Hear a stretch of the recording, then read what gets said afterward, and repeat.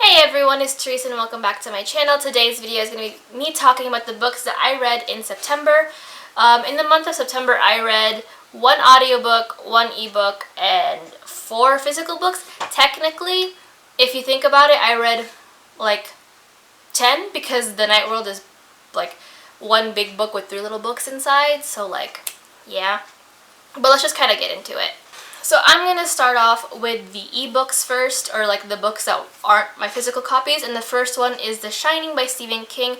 If you guys don't know what The Shining is about, it's about the Torrance family, specifically Jack Torrance, as he kind of struggles to put his life back together and drags his family along to the Overlook, this haunted hotel that has a bunch of creepy things. And it also starts to involve his son Danny as they realize that he kind of can see things that aren't necessarily visible to the normal person's eye. I gave this a 3.75 out of 5 stars. As per usual, Stephen King's writing was absolutely amazing. I loved reading it as an audiobook. I thought it served how the narrator read things was just really well done. It built up the suspense really well, and each individual character was very separated from each of their personalities from one another, so I wasn't confused at all. I loved seeing Jack's slow descent into like madness, essentially, because he is a struggling alcoholic and he's not one to ask for help, so we kind of see him struggle with like staying sober and wanting to get a drink, but staying sober for his family and his children, and it doesn't always work out that way. I also just really wanted to protect Wendy because she has gone through so much in this entire book and throughout the span of her life that it just was not fair for me to watch her suffer the way that she did throughout this book. And I just wanted to protect her and Danny. And I also really loved Danny's relationship with Dick Halloran, who was the owner or I think he was the owner or the manager of the Overlook. They had such a precious relationship, and I loved that Dick was trying to look out for Danny from where he was, and trying to tell him like, hey, the things that you see aren't necessarily real, they'll go away, and just trying to comfort Danny in this very confusing time of his. And it was just so wholesome and pure. Also, one of my favorite scenes from the book was when Dick was trying to get back to the Overlook during like the climax, but literally everything in the world just kept interrupting him. I thought it was just a nice break from all the suspense and all the drama and all the anxiety to have those bits of comedic effect there, and that was really nice. The only thing that I didn't end up liking about this book was that sometimes the long descriptions, especially when we're seeing things through like Danny's eyes, who's currently like 5 or 6 during this book, or like during the more ramped up and really fast-paced parts, kind of took me out. Especially since like in this book, Stephen King has like a weird fixation with body parts. And hearing it in audiobook was really jarring to have someone like talk about the descriptions of like the creepy aspects, and then it becomes like tunnel vision to someone's like breasts or how their dick is really limp right now. And it was just a really jarring time to have to hear that, and I wasn't a fan. But overall, I really enjoyed it, and I did end up picking up the sequel, which was Dr. Sleep, in October, which you guys will hear more about in my October wrap-up. Just kidding, I gave The Shining a 5 out of 5 stars, not a 3.75. I mixed it up with the next book that I'm going to be talking about. Good job, self. The next book that I read in the month of December was an ebook, and that was Mindhunter by John Douglas and Mark Olshaker. This is essentially what the TV show, the very popular Netflix TV show Mindhunter, is about. It covers John's life as he started out in before he got into the FBI, leading up to all 25 years in the FBI, and his kind of pioneering and the beginnings of criminal psychology and criminology within the FBI, and how they use like profiles and everything to find serial killers. We see him talk to I believe it was Ed Kemper. We see him talk to Manson. We see him at the Atkin murders. I believe he also assisted in the BTK killings. I ended up giving this a 3.75 out of 5 stars. While I did find this an interesting read, especially since I do love that true crime aspect, as well as like the beginnings of psychology entering this criminology, like the detective field, and seeing how that pertained, like how that assisted.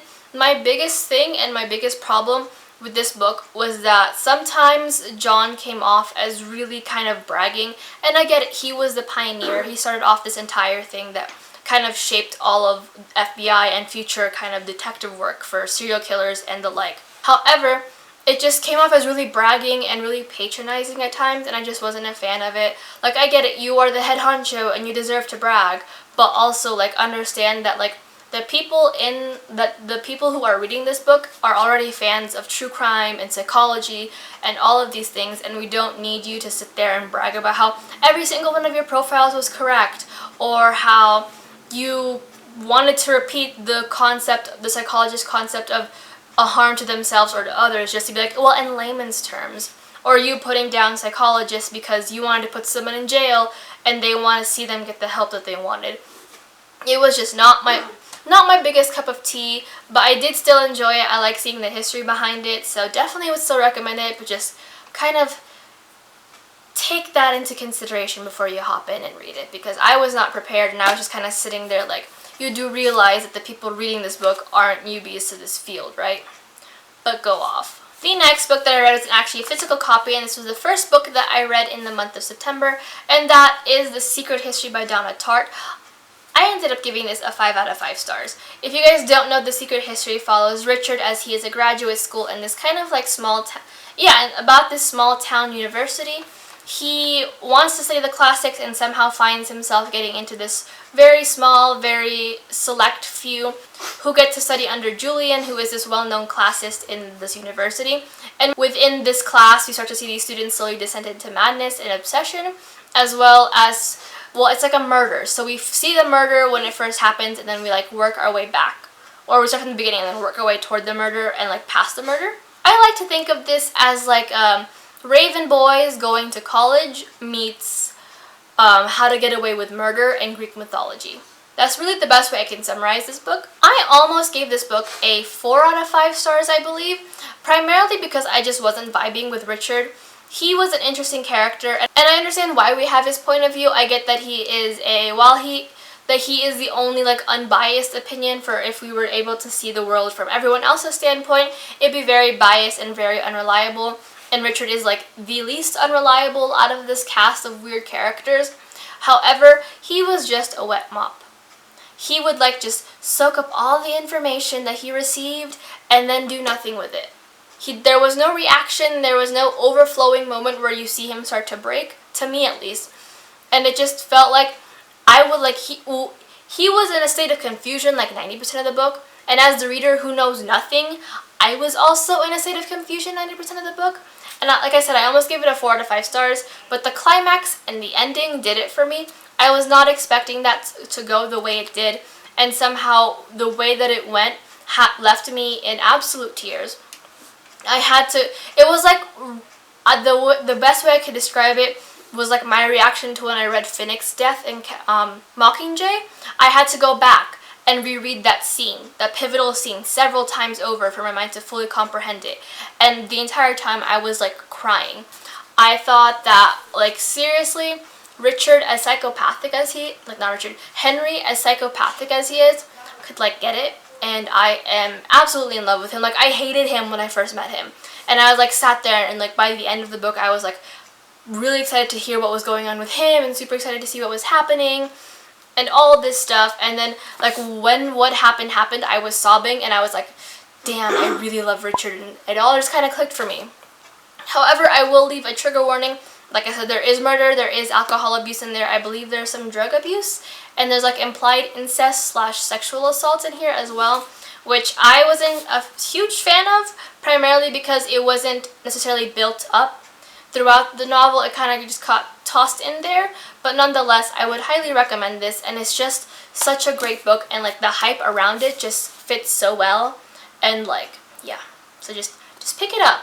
I think you'll like it. And the last set of books that I read was a series that you guys know that I was rereading over the past month, and that is The Night World by L.J. Smith. I'm going to start with the first one and then work my way back. But this is the first Night World series. We have the first 3 books in here. Essentially, what The Night World follows is like very 90s, very early, what is this? Very early 2000s vampires, werewolves, witches, ghosts and ghouls, and vampire hunters kind of situation.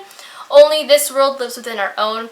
It has been thriving beneath like what we have learned as like normal and fine for years, and the only rule with the night world is to not get found out by humans. And this series kind of chronicles the entirety of the what's going on leading up to this really huge battle that should be happening at the end of the book, but that hasn't been given to us yet. So I gave the first book a 5 out of 5 stars. I felt like this book had the most amount of solid build up to this like soulmate principle that is seen throughout this series. We see a lot of the characters grow and flesh out, and I really liked kind of this like forbidden romance kind of thing, the forbidden fruit situation that was going on, and it just worked out really well for me. Definitely enjoyed that, and definitely loved this. Is like my favorite book out of the series. As for Night World number 2, I wasn't such a huge fan of this one. I gave it a 4 out of 5 stars. In this book, we see more of like the intricacies of the night world and like the darkness of it all, whereas the other one was kind of like everyone else from the outside coming in. However, what I struggled with this was that most of the love interests, with the exception of, I believe, the last one, felt really rushed to me or was non-existent, despite it being solely focused on this like romance principle. And then like having read the third book beforehand, I knew going in with the big like kind of what the big plot twist was, and I just found myself like it wasn't built up in here at all. So I gave this a 4 out of 5 stars. I really enjoyed it still, but like I said, I felt like some of the romances were just like, despite it being a soulmate principle, it just wasn't built up in the slightest. And I was very disappointed in that, considering like the characters in this one were more complex in terms of like their depth than the first one, but this one had the least amount of like depth and complexity with the romances. I think that makes sense. And lastly was the third book. This is the final set of 3 before the last book, which is supposed to be like Strange Fate or something. And I believe I gave this one another 4 out of 5 stars. I definitely start to see more of the romance get pushed in here, and it's a lot more fleshed out and in depth. Like the stakes are definitely higher in this book, and like everything comes to a high point. But my biggest thing is that sometimes the romance does go a little too fast for me, and I feel like, especially given how high of the stakes are in this book, we see a lot of the time focused on the high stakes, which is great. But then the romance was coming out of nowhere, and it just didn't feel right to me. Especially with the second book, I felt like that one just didn't work out for me in the end, and it was good, but I just didn't see the point of it, like the romance at all, because there was barely no development. So I would have definitely liked to have seen more development with that, and it kind of dove into this weird like soulmates can travel back in time to like talk to their other soulmate, but like I said, it was just weird and I did not enjoy it in the slightest. So yeah, but overall still a solid series. Still really enjoyed the concept of it, and I wish we got the last book, because the last book is just hurting my heart. But that is it for the books I read in September. What books did you guys end up reading? What books did you guys end up hating? If you guys read any of these books, please let me know in the comments below so we can chat about it and cry about it. But until next time, all my social media will be linked down below, and I hope to see you guys in my next, I'll see you guys in my next video in the next coming days. Bye!